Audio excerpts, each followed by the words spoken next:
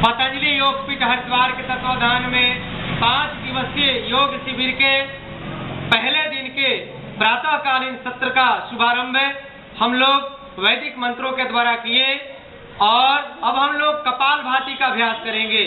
कपालभाति कैसे करना है, कपालभाति करने की विधि क्या है और कपालभाति करने से क्या लाभ मिलेगा और किनको कपालभाति नहीं करना है, सावधानियों को भी हम समझेंगे।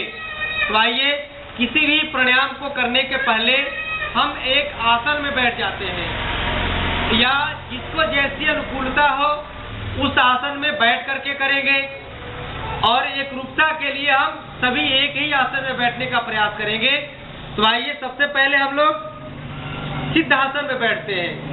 बाएं पैर को नीचे रखा, दाहिने के ऊपर, दोनों घुटनों को जमीन में सटाने का प्रयास किया।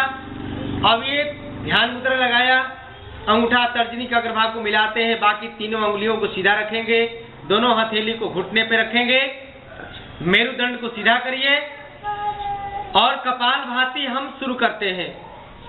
नाक से झटके से सांस को बाहर फेंकना है, वेगात्मक रूप से, फोर्सली। जैसे हम छींकते हैं, नाक में कुछ घुस जाता है तो छींकते हैं तो हवा बाहर और पेट अंदर। 1 सेकेंड में एक ही बार स्ट्रोक लगाना है। 1 सेकेंड 1 स्ट्रोक, यानी 1 सेकेंड में एक ही बार झटका देंगे। तो जब ही झटका देंगे तो नाक से पूरा का पूरा हवा बाहर और पेट का इलाका हमारा अंदर घुसता है और हमारा ध्यान केवल सांसों को बाहर फेंकने पे टिका रहेगा। सांस को लेना नहीं है। सांस को जब फेंकेंगे तो सांस स्वतः अंदर भर जाता है। तो आइए, अब हम लोग मिलकर के इस कपालभाति का अभ्यास करते हैं।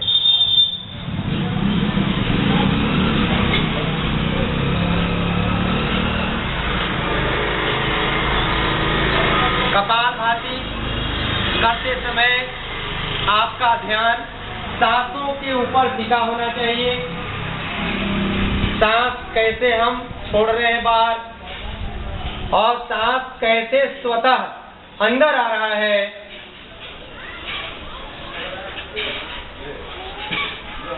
अब आंख बंद कर लीजिए और लगातार इस अभ्यास को हम ध्यानात्मक रूप से करेंगे।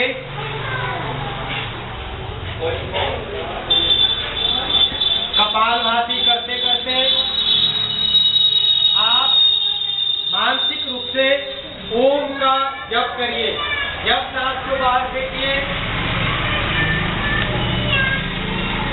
ओम ओम कहिए मन ही मन, या गायत्री मंत्रों का भी जप कर सकते हैं। ओम भूर्भुवः स्वः तत्सवितुर्वरेण्यं भर्गो देवस्य धीमहि धियो यो न प्रचोदयात्। ये कपालभाति इनको नहीं करना है, वो ध्यान पूर्वक आप सुनेंगे और अभ्यास भी करते रहेंगे।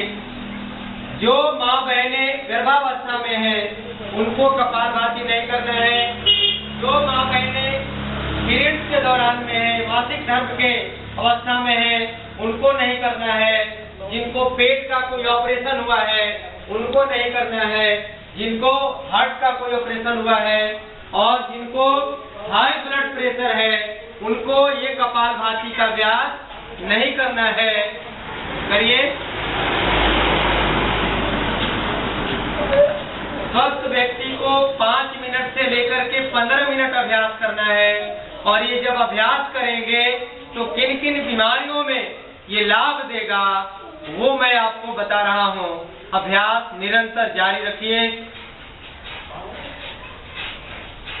1 सेकंड में एक बार स्ट्रोक लगाते हैं सांसों का।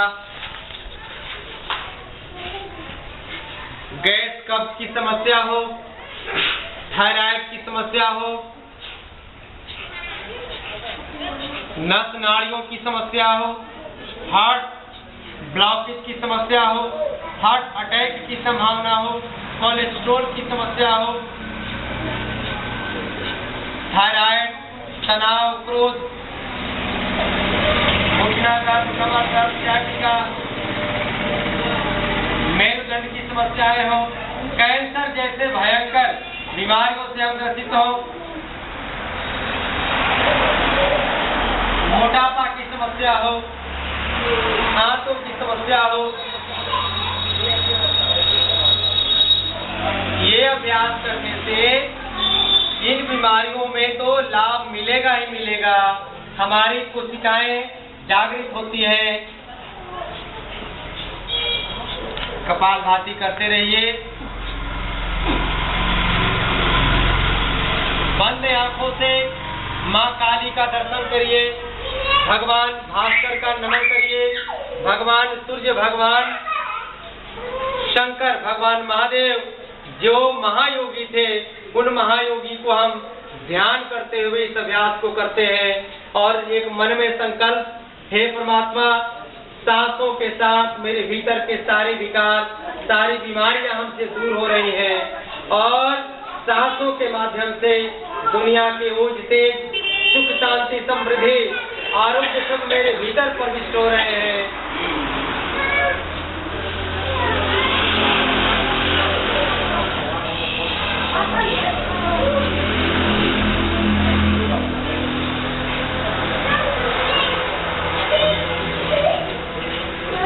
लगातार अभ्यास करना है। अब धीरे धीरे इन अभ्यासों को रोकिए और आंख को कोमलता से खोलिए धीरे धीरे। जब हम धीरे धीरे आंखों को खोलते हैं तो हमारे अंदर एक तरंग जैसा महसूस होता है। वही तरंग हमारे सारी कोशिकाओं को नियंत्रित करता है, सारी कोशिकाओं को वाइब्रेट करता है, सारी कोशिकाओं को वह ओज तेज और शक्तियों के साथ वह हमेशा नई ऊंचाई को प्राप्त कराता है। और धीरे धीरे आंखों को खोलिए और सबको एक बार वैदिक ओम का अभिवादन करते हैं और संकल्प लेते हैं, हे भगवान, हे प्राणवायु, हे प्राणनाथ, हे प्राणेश्वर, हम अपने आप को आरोग्य निरोग रखने के लिए प्रतिदिन 1 घंटा अपने लिए समय निकालूंगा और जब मैं स्वस्थ रहूंगा तो होने वाले बाल बच्चे, हमारे द्वारा चलने वाले परिवार और हम जो कुछ भी काम करते हैं वह एक स्वस्थ स्वरूप के साथ वह संपादित होगा। इन्हीं संकल्पों के साथ हम कपालभाति का अभ्यासों के साथ हम विराम लेंगे और अगले अभ्यास की तरफ बढ़ेंगे।